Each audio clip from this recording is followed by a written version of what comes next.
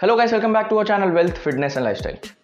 तो दोस्तों, e commerce की पहली वीडियो में हमने यही देखा कि क्यों आपके लिए एक ई कॉमर्स बिजनेस शुरू करना जरूरी है और क्यों आपको अभी एक ई कॉमर्स बिजनेस शुरू करना चाहिए। आज की वीडियो में हम एक स्टेप आगे जाके ये देखेंगे कि आपको किन डॉक्यूमेंट्स की रिक्वायरमेंट होती है अगर आप एक ई कॉमर्स फॉर्म रजिस्टर करवाना चाहते हो, तो आप कैसे ये फॉर्म रजिस्टर करवा सकते हो और आपको क्या जीएसटी लेना पड़ता है। बहुत सारे लोगों के मन में यही डाउट होता है कि उनको जीएसटी लेने की जरूरत है या फिर वो बिना जीएसटी के भी काम कर सकते हैं। तो इन सारी चीज़ों के बारे में हम आज डिटेल में बात करने वाले हैं, तो प्लीज़ उसके लिए इस वीडियो को एंड तक देखिए और अगर आपने अभी तक चैनल को सब्सक्राइब नहीं किया है तो जाके सब्सक्राइब करिए। तो चलिए शुरू करते हैं।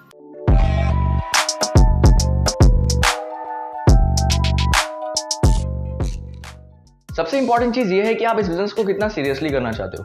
आप में से बहुत सारे लोग ऐसे होंगे जो कि कॉलेज में होंगे या तो कोई जॉब कर रहे होंगे और इस बिजनेस को एज अ साइड बिजनेस शुरू करना चाहते हैं या तो खाली ट्राई करना चाहते हैं कि वो ई कॉमर्स बिजनेस कर सकते हैं कि नहीं।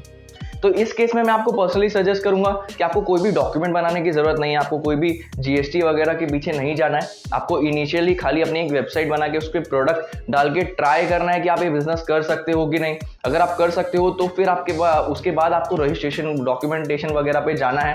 पहले ये सारी चीज़ें नहीं करनी है। बहुत बार होता क्या है कि लोग जोश में आके अपनी कंपनी रजिस्ट्रेशन करवाने चले जाते हैं, सारे डॉक्यूमेंट्स बनाने चले जाते हैं। तो उसमें होता क्या है, उनका जो कैपिटल है बहुत ज़्यादा वो उसमें ही खर्चा हो जाता है और उनके पास वेबसाइट के लिए प्रोडक्ट्स के लिए पैसे नहीं बचते, तो उनका बिजनेस शुरू होने से पहले ही बंद हो जाता है। तो इसके लिए आपको ऐसा नहीं करना है। मेरी सजेशन के हिसाब से आपको डायरेक्ट अपनी सेलिंग चालू करनी है। हाँ, अगर आपको अच्छा रिस्पॉन्स मिल रहा है तो उसके बाद आपको रजिस्ट्रेशन का प्रोसेस चालू करना चाहिए, लेकिन पहले अगर आप खाली एक ट्राई करना चाहते हो तो आपको ज़्यादा डॉक्यूमेंट के पीछे नहीं जाना चाहिए। लेकिन अगर आप इस बिजनेस के बारे में सीरियस हो, आप चाहते हो कि आपका फ्यूचर ई कॉमर्स बिजनेस में ही बने, तो इस केस में दो सिनेरियोज होते हैं।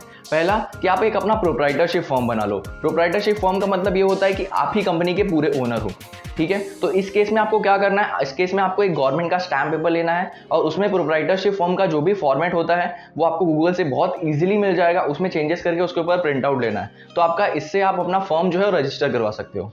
उसके बाद आपको इस चीज़ में पैन कार्ड बनाने की जरूरत नहीं पड़ती, क्योंकि आपका जो इंडिविजुअल पैन कार्ड है वो आपके कंपनी के पैन कार्ड जैसा ही काम करता है। एक बार आपने अपना फॉर्म रजिस्टर करवा लिया तो जो नेक्स्ट इंपॉर्टेंट चीज़ आती है वो है उद्योग आधार। उद्योग आधार होता क्या है दोस्तों? जैसे आधार कार्ड हमारी आइडेंटिटी है, वैसे ही उद्योग आधार हमारे बिजनेस की आइडेंटिटी होती है।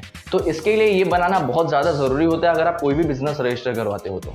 दूसरा सिनेरियो है कि अगर आप अपने पार्टनर्स के साथ, अपने फ्रेंड्स के साथ अगर ये बिजनेस करना चाहते हो तो इस केस में भी आपको सेम चीज़ करनी है। आपको एक स्टैम्प पेपर लेना है और पार्टनरशिप का जो फॉर्मेट होता है वो भी आपको गूगल से मिल जाएगा। आपको डाउनलोड करके उसमें जो सारे करेक्शंस हैं वो सारी चीज़ें कर लेनी है। और मैं आपको ये सजेस्ट करूंगा कि जो भी कंपनी के क्लॉज वगैरह हैं वो आपको अच्छे से मेंशन कर देना है, ताकि फ्यूचर में आपको कोई भी दिक्कत ना हो किसी पार्टनर की वजह से।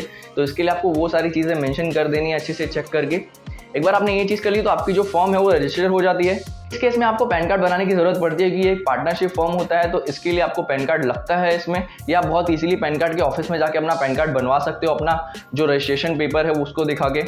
एक बार आपने अपना डीड बना लिया, आपने अपना पैन कार्ड बना लिया, उसके बाद जो नेक्स्ट इंपॉर्टेंट चीज़ आती है वही उद्योग आधार। जैसे कि आपने प्रोप्राइटरशिप फॉर्म में अपना उद्योग आधार, जैसे कि मैंने आपको बताया, वैसे ही आपको पार्टनरशिप फॉर्म में भी उद्योग आधार बनाने की जरूरत पड़ती है। तो अब बात करते हैं सबसे इंपॉर्टेंट चीज़ की, GST, goods and service tax. मुझे बहुत सारे लोग का पहले भी डाउट आया, बहुत सारे लोग ने पहले भी क्वेश्चन किया है कि क्या हमको जीएसटी लेने की जरूरत है, क्योंकि गवर्नमेंट ने अलाउड किया है कि अगर आपके फॉर्म का टर्नओवर 40 लाख से कम है तो आपको जीएसटी नहीं लेना पड़ता। ये बिल्कुल सही चीज़ है, आपको जीएसटी लेने की कोई ज़रूरत नहीं होती है। अगर आप अपने वेबसाइट पे अपने प्रोडक्ट्स बेचना चाहते हो, अगर आप स्पेशली जैसे कि मैंने पहले बताया कि आप खाली इस बिजनेस को एक ट्राई देना चाहते हो, आप ट्राई करना चाहते हो कि ई कॉमर्स बिजनेस आप कर सकते हो कि नहीं, तो इस केस में आपको जीएसटी लेने की बिल्कुल भी कोई ज़रूरत नहीं है। आप बिना जीएसटी के भी अपना काम शुरू कर सकते हो, अपने ऑर्डर को शिप कर सकते हो बहुत ईजिली। लेकिन कुछ बातें हैं जो कि आपको अपने ध्यान में रखनी चाहिए अगर आप जीएसटी नहीं लेते हो तो। अगर मैं आपको एग्जांपल देके बताऊं तो सपोज करो आप किसी थर्ड पार्टी से रॉ मटेरियल ले रहे हो, थर्ड पार्टी से प्रोडक्ट्स ले रहे हो और वो उसका जो फॉर्म है वो जीएसटी रजिस्टर्ड है, तो आपको सामने वाले को जीएसटी पे करना पड़ता है। अगर आपने 10,000 रुपये के प्रोडक्ट्स लिए हैं और अगर 18% जीएसटी हम पकड़ेंगे तो आपको 1,800 रुपीज़ को जीएसटी पे करना पड़ता है। और अगर आपके पास खुद का जीएसटी नहीं है तो आप ये जो 1800 रुपीज़ का जो अमाउंट है वो क्लेम नहीं कर सकते, वो अपना जीएसटी क्लेम नहीं कर सकते। तो ये आपको एक नुकसान होता है अगर आप जीएसटी नहीं लेते हो तो। दूसरा जो प्रॉब्लम आता है अगर आप जीएसटी नहीं लेते हो तो, कि जो बड़े बड़े प्लेटफॉर्म्स है जैसे फ्लिपकार्ट है, अमेजॉन है, स्नैपडील है, मीशो है, ग्लोरोड है, ये सारे प्लेटफॉर्म्स जो है वो खाली जीएसटी रजिस्टर्ड फॉर्म को ही इनरोल करते हैं, जीएसटी रजिस्टर्ड फॉर्म को ही अलाउ करते हैं उन प्लेटफॉर्म से प्रोडक्ट सेल करने के लिए।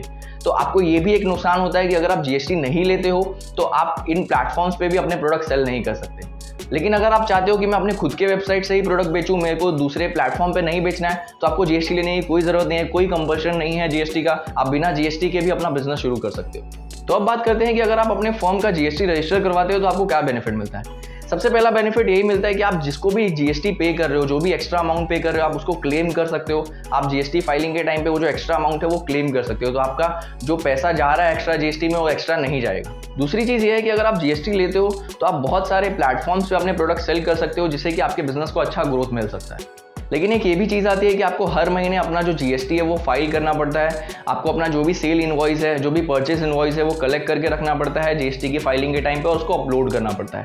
ये भी एक प्रोसेस है जो कि अगर आप जीएसटी लेते हो तो आपको फॉलो करना पड़ता है। दोस्तों, आपने एक बार अपना फर्म रजिस्टर करवा लिया, आपने उसका उद्योग आधार बनवा लिया, उसका जीएसटी ले लिया, तो आपका जो लीगल पार्ट है वो ऑलमोस्ट क्लियर हो जाता है। आपका जो फर्म है वो कंप्लीटली रजिस्टर्ड हो जाता है। लेकिन कुछ ऐसे प्लेटफॉर्म है जिनको एक्स्ट्रा एडिशनल डॉक्यूमेंट्स की भी रिक्वायर्ड होती है। अगर आप अजियो पे प्रोडक्ट सेल करना चाहते हो, अगर आप पेटीएम मॉल पे प्रोडक्ट सेल करना चाहते हो, तो इस केस में आपको टैन नंबर भी लेना पड़ता है। Tan number basically taxation number होता है जो कि आपको टीडीएस के लिए लगता है। तो अगर आप इन दोनों प्लेटफॉर्म पे अपने प्रोडक्ट सेल करना चाहते हो तो आपको टैन नंबर की भी रिक्वायरमेंट होती है, जो कि आप बहुत इजीली रजिस्टर करवा सकते हो ऑनलाइन। जो नेक्स्ट सबसे इंपॉर्टेंट चीज़ आती है अगर आप बिजनेस शुरू करना चाहते हो, अपना एक ब्रांड वैल्यू क्रिएट करना चाहते हो, तो है ट्रेडमार्क। ट्रेडमार्क लेना आपके लिए बहुत ज़्यादा ज़रूरी है। मैंने भी जब अपना बिजनेस शुरू किया था तो 1.5 साल तक मैंने भी ट्रेडमार्क नहीं लेके बहुत बड़ी गलती की थी। उसकी वजह से क्या हो रहा था कि मेरे ब्रांड की कोई आइडेंटिटी नहीं बन रही थी, मुझे अलग अलग प्लेटफॉर्म पे उतनी प्रायोरिटी नहीं मिल रही थी। लेकिन जैसे ही मैंने अपना ट्रेडमार्क रजिस्टर करवाया तो मुझे हर प्लेटफॉर्म पे एक पर्सनल पेज मिलने लगा, ज़्यादा प्रायोरिटी मिलने लगी। तो इसके लिए आपको भी अपना ट्रेडमार्क कराना बहुत ज़रूरी है अगर आप स्पेशली ऑनलाइन बिजनेस कर रहे हो तो। वरना होता क्या है कि लोग अपने ब्रांड के पीछे बहुत मेहनत करते हैं, उसका एक नाम क्रिएट करते हैं, मार्केट वैल्यू क्रिएट करते हैं, लेकिन फ्यूचर में कभी कभी ऐसा भी होता है कि उनको जाके ट्रेडमार्क नहीं मिलता, उस नाम से उनको ट्रेडमार्क नहीं मिलता। मेरी किस्मत अच्छी थी कि मुझे इस अपने ब्रांड के नाम से ट्रेडमार्क मिल गया 1.5 साल के बाद भी। लेकिन हो सकता है कि आप अपने ब्रांड के ऊपर मेहनत करो, अपने ई कॉमर्स वेबसाइट के ऊपर मेहनत करो, और फ्यूचर में जाके आपको उसका नाम चेंज करना पड़े अगर आपके पास ट्रेडमार्क नहीं है तो। इसके लिए अगर आप सीरियसली ये बिजनेस करना चाहते हो, अपनी एक ब्रांड वैल्यू क्रिएट करना चाहते हो, तो इसके लिए आपका ब्रांड का ट्रेडमार्क आपके लिए एक बहुत ही इंपॉर्टेंट चीज हो जाती है। तो दोस्तों, ये थे वो सारे डॉक्यूमेंट्स जो कि आपको रिक्वायर्ड होते हैं अगर आप ई कॉमर्स बिजनेस शुरू करना चाहते हो या फिर कोई भी और बिजनेस शुरू करना चाहते हो। तो अगर आपको कोई भी डाउट है इन डॉक्यूमेंट्स को लेके, अगर आपको नहीं पता कि आपको किसको कंसल्ट करना है डॉक्यूमेंट को लेके, तो मैंने नीचे कॉन्टैक्ट डिटेल्स डाली है, आप उस पर जाके कॉन्टैक्ट कर सकते हो। वो आपको हेल्प कर देंगे सारे चीज़ों को गाइड करने में कि आपको कैसे कौन सा डॉक्यूमेंट क्रिएट करना है, आपको कैसे अपने फॉर्म को रजिस्टर करवाना है, कैसे जीएसटी के लिए अप्लाई करना है, उन सारी चीज़ों में आपकी हेल्प कर देंगे। तो प्लीज़ जाके उस नंबर को कॉन्टैक्ट कीजिए। दोस्तों, मैं आपके साथ ये कॉन्टैक्ट डिटेल्स इसी के लिए शेयर कर रहा हूँ कि मैं ये नहीं चाहता कि आप मेरे वीडियोस देखो और आपको कोई चीज़ पसंद आए, आपको वो चीज़ करनी है, लेकिन कोई छोटे छोटे डाउट्स की वजह से आप वो चीज़ ना कर पाओ। तो इसके लिए मैंने कॉन्टैक्ट डिटेल्स दी हैं कि आप उस कॉन्टैक्ट डिटेल्स पे कॉल करके कॉन्टैक्ट करके आपके जो भी डाउट्स है वो क्लियर कर सको, आपके जो भी प्रॉब्लम्स है वो सॉल्व कर सको। तो प्लीज़ इस इन्फॉर्मेशन का यूज़ करिए, आप उस कॉन्टैक्ट डिटेल्स पे कॉन्टैक्ट करिए अगर आपको कोई भी डाउट आ रहा है।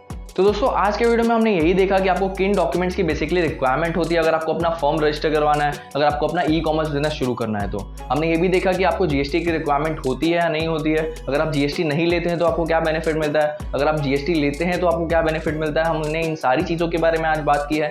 आगे की वीडियो में हम ये बात करेंगे कि कौन कौन से प्लेटफॉर्म्स अवेलेबल है जहां पे आप अपनी वेबसाइट क्रिएट कर सकते हो, अपनी ई कॉमर्स वेबसाइट क्रिएट कर सकते हो, क्या प्राइसिंग पड़ती है अलग अलग प्लेटफॉर्म पे अपना वेबसाइट क्रिएट करने के लिए। इन सारी चीज़ों के बारे में हम डिटेल में बात करेंगे। तो प्लीज़ उसके लिए जाके इस वीडियो को लाइक करो, और अगर आपने चैनल को सब्सक्राइब नहीं किया है तो जाके सब्सक्राइब करो। तो दोस्तों, इस वीडियो के लिए इतना ही, फिर मिलते हैं ई कॉमर्स की अगली वीडियो में।